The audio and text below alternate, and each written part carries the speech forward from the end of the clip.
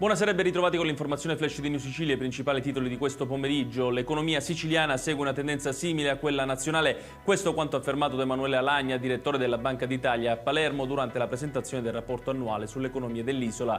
Sbarchi continui a Lampedusa dove sono arrivati altri 246 migranti, dalla mezzanotte il numero di approdi è salito a 31 con un totale di 1388 persone sbarcate, tutte le imbarcazioni provengono da Sfax in Tunisia.